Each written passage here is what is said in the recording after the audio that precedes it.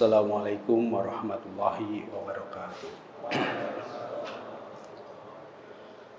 Innalhamdulillah nahmaduhu wa nasta'inuhu wa nastaghfiruh wa billahi ta'ala min shururi anfusina wa min sayyiati a'malina. Innahu may yahdihillahu fala mudilla lahu wa may yudlil fala hadiyalah. Asyhadu an la ilaha illallah wahdahu la syarikalah wa asyhadu anna Muhammadan abduhu wa rasuluh. Allahumma sholli ala sayyidina Muhammad wa ala alihi wa ashabihi ajmain. Amma ba'du. Qallallahu ta'ala fil Qur'anil Karim. A'udzu billahi minasyaitonir rajim. Wa laqad karamna bani adama wa hamalnahum fil bari wal bahri wa razaqnahum minat thayyibat wa fadalnahum ala katsirin mimman khalaqna tafdila. Bapak-bapak, ibu-ibu, jamaah sholat tarawih Masjid Syuhada yang dirahmati Allah. Hari ini adalah hari yang ke-28 kalau nggak salah ya, dari bulan Ramadan. Artinya sudah mendekati akhir dari Ramadan. Di beberapa masjid yang saya ikut berjamaah di sana, sekarang sudah sering diingatkan bahwa bulan Ramadan ini akhir Ramadan ini bukanlah berarti akhir dari ibadah, akhir dari keseriusan kita beribadah ya. Bahwa ujian pertama yang akan kita hadapi setelah berlalunya bulan Ramadan ini adalah bagaimana menjaga kebiasaan yang sudah dibentuk selama 1 bulan untuk rajin beribadah, rajin sholat malam, rajin tadarus Quran ya, dan semua ibadah-ibadah yang memiliki kemuliaan yang kita sudah laksanakan di bulan Ramadan. Ini adalah sebuah perkembangan yang menurut saya sangat baik ya, sehingga di akhir Ramadan hampir semua ceramah itu mengingatkan supaya kita menjaga. Nah, saya ingin menekankan ini dan juga menjelaskan sedikit latar belakang atau alasan kenapa itu adalah sesuatu yang sangat penting. Ayat Quran yang tadi saya bacakan dari surat Al-Isra ayat 70 mengatakan bahwa laqad karamna bani Adam. Jadi Allah itu menciptakan manusia itu sebagai makhluk yang mulia, yang diperjalankan ya di darat dan di lautan, diberi rezeki yang baik dan ditinggikan, diunggulkan ya dari ciptaan-ciptaan Allah, dari banyak ciptaan Allah yang lain. Itu karena manusia memang diciptakan mulia. Nah, namun demikian kalau kita mengkaji surat Al-Isra ini ya, mulainya adalah ayat 61 ya, kemudian berakhir di ayat 70 tadi. Itu kembali ke saat penciptaan. Jadi ayat 61 itu menjelaskan bagaimana manusia yang dimuliakan oleh Allah itu pada saat penciptaan sudah diprotes oleh iblis ya. Kita ingat bahwa dalam penciptaan Nabi Adam ya, ketika Allah memerintahkan seluruh malaikat dia untuk bersujud, itu iblis tidak mau ya. Dan iblis mengatakan di dalam surat Al-Isra disebutkan bahwa iblis mengatakan, kenapa engkau memuliakan makhluk yang terbuat dari tanah ini, sementara saya ya iblis terbuat dari api, yang merasa harusnya saya lebih mulia gitu ya. Jadi sejak awal penciptaannya, kemuliaan manusia ini sudah di-challenge ya, sudah digugat ya oleh iblis. Dan iblis bukan sekedar protes ya, tetapi bertekad ya untuk menyeret manusia ini ke bawah ya, menghinakan manusia ini supaya kemuliaannya itu luntur dan kalau bisa hilang gitu ya.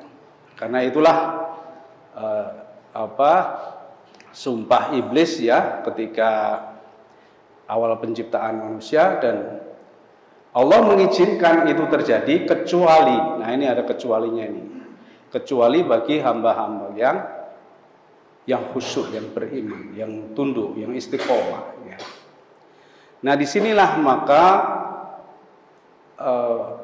perjalanan hidup kita itu sebetulnya adalah sebuah pengulangan dari kisah hidup manusia. Karena ketika kita dilahirkan, kita disebut sebagai dalam keadaan suci ya, sebagai makhluk yang mulia ya, ketika kita lahirkan. Dan ketika Idul Fitri sering disebut bahwa kita kembali ke posisi waktu lahir, artinya kembali mulia gitu kan. Nah ini yang harus kita pahami. Disinilah pentingnya bulan Ramadan ini sebagai sebuah disiplin ya, yang akan mengembalikan kita pada posisi mulia seperti halnya pada saat kita diciptakan. Namun demikian, untuk bisa mempertahankan posisi ini itu ternyata tidak mudah. Ibarat kalau dalam pertandingan sepak bola itu kan kalau habis juara dunia itu berarti terus langsung kalah ya, banyak kasus itu ya. Untuk mempertahankan posisi di atas itu tidak mudah, membutuhkan disiplin yang tinggi, membutuhkan usaha, kesabaran, istiqomah ya, bahkan jihad fisabilillah ya, usaha yang betul-betul ya. Jihad itu maknanya kita berusaha betul-betul sampai titik darah penghabisan ya. Jadi artinya betul-betul menjaga diri supaya kita tetap dalam keadaan mulia. Ini betul-betul sebuah perjuangan. Dan inilah yang dimintakan pada kita manusia ya, yang di dalam perjalanan hidup kita dan setiap tahun diberi kesempatan, diberi semacam dorongan atau kesempatan atau doping lah gitu ya mungkin ya, supaya kita bisa mencapai kembali kemuliaan kita itu melalui bulan Ramadan ini ya. Nah yang sering lupa atau tidak begitu ditekankan ya di dalam perjalanan kehidupan kita itu, di samping godaan iblis itu adalah dorongan hawa ya. Hawa yang disebutkan di dalam Quran, di dalam berbagai ayat itu selalu bermakna sesuatu yang menyeret kita ke bawah, yang menjatuhkan kita. Dan di surat An-Nazi'at yaitu ditegaskan bahwa wama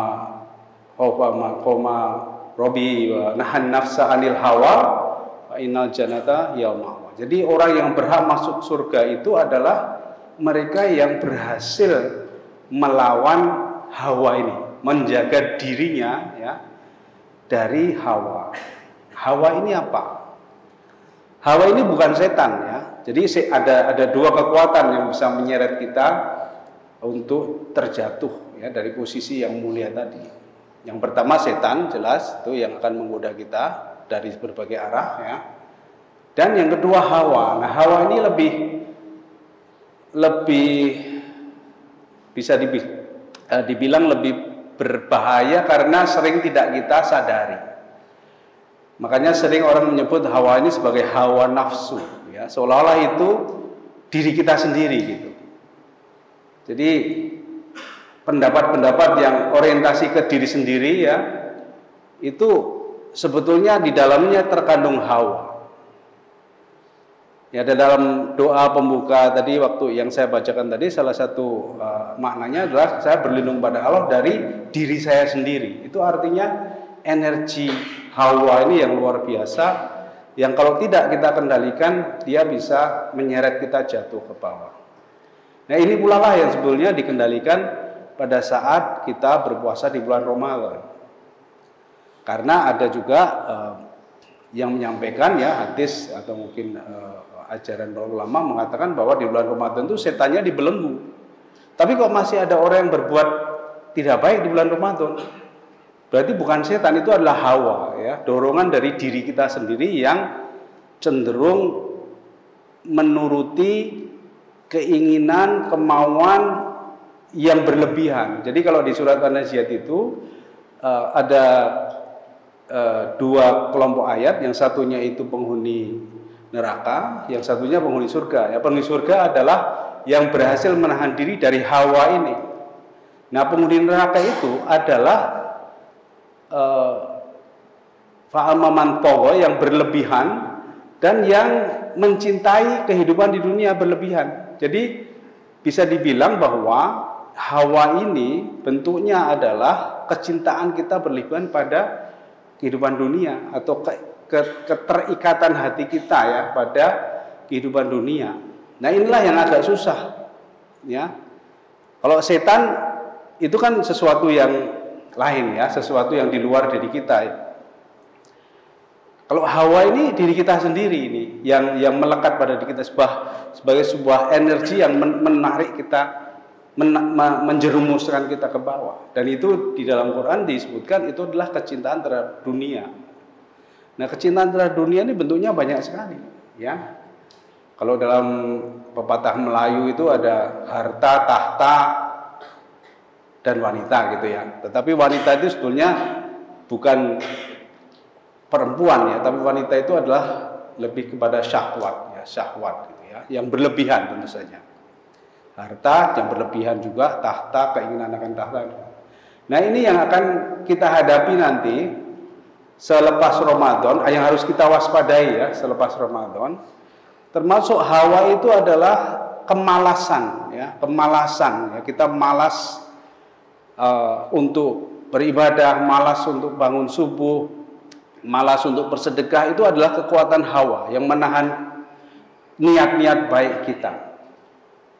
Nah, ini sebentar lagi ada film Buya Hamka itu ya, saya lihat klipnya itu ada statement yang kurang lebih menyatakan hal yang sama. Beliau menyatakan jangan sampai kemalasan itu membelenggu pemikiran yang cerdas dan sebagainya gitu ya. Semacam itulah ya. Ini menarik sekali itu kita lihat bersama ya.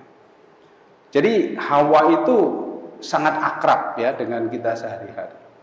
Dan hati-hati nanti kalau kita sudah Idul Fitri, kita syawalan ya, halal bihalal, kita ketemu banyak orang, kita mulai ngobrol dan sebagainya, itu mulai bekerja itu hawa itu. Kita ngerasani orang lain.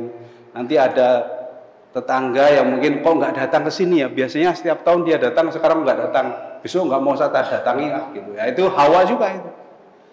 Jadi kita merasa sudah dituakan di kampung, kok orang pada nggak datang, itu dia lalu merasa tersinggung ya dan sebagainya, itu hawa juga. Jadi hawa itu bentuknya macam-macam. Segala sesuatu yang datang dari diri kita sendiri yang bisa menjatuhkan kita jika kita tidak menyadarinya dan tidak berhati-hati dan tidak cermat. Kedirian kita ya, egosentrisme kita ya, selfishness kita. Makanya kalau sekarang di kalangan anak muda itu banyak istilah-istilah yang terkait dengan self ya, misalnya self love ya, self apa istilahnya itu yang pengen menyendiri dan sebagainya, itu semua sebetulnya hawa ya, supaya kita tidak perlu capek-capek ngurusi orang ya, pengen menikmati me time ya dan sebagainya, itu hawa ya. Dan tapi kita menjadi tren sekarang ini, ingin supaya dikenal banyak orang dalam waktu singkat, ingin populer dengan menyebarkan informasi yang bisa viral dan sebagainya, itu hawa semua. Itu bisa juga di ranah politik misalnya ya, sebentar lagi kita akan ada kampanye, nanti akan kita lihat banyak sekali energi hawa ini bermunculan ya. Orang yang tadinya berteman, bersaudara, tiba-tiba bermusuhan hanya gara-gara beda pilihan politik dan sebagainya. Nah, inilah sebetulnya hal-hal yang harus kita waspadai ya selepas kita menjalankan ibadah di bulan Ramadan, supaya kemuliaan kita itu tidak langsung jeglek gitu ya. Begitu Ramadan selesai langsung jeglek gitu. Memang secara alamiah kehidupan di dunia ini akan menyeret kita perlahan-lahan ke bawah ya. Tapi sampai Ramadan berikutnya kalau bisa kita pertahankan, jangan sampai terlalu terjatuh kita ya, diseret hawa ini. Dan tentu saja akan dibantu oleh setan ya. Setan itu suka sekali untuk membesar-besarkan hawa nafsu kita itu tadi ya, yang membuat kita jadi merasa itu adalah baik ya.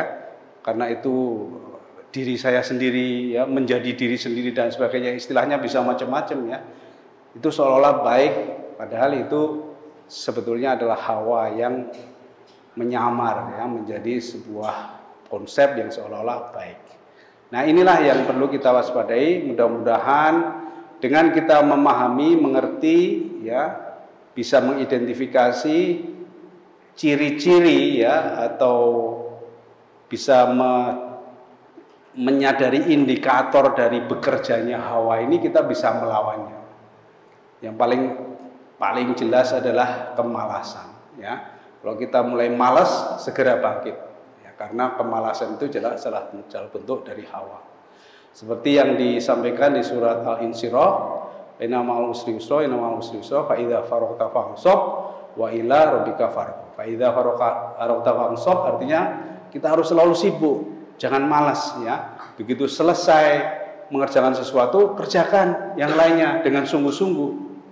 Dan hanya kepada Allah lah kita berharap ya, karena Allah lah akhirnya yang akan bisa melindungi kita, menyelamatkan kita dari godaan setan yang terkutuk. Demikian, mudah-mudahan dengan pemahaman ini kita bisa bersama-sama menjaga diri ya, istiqomah dalam mempertahankan kedisiplinan kita dalam beribadah, dalam beramal, walaupun Ramadan sudah selesai, sehingga sampai Ramadan kemudian insya Allah kita akan selalu terjaga. Demikian, wallahu a'lam bishawab. Assalamualaikum warahmatullahi wabarakatuh.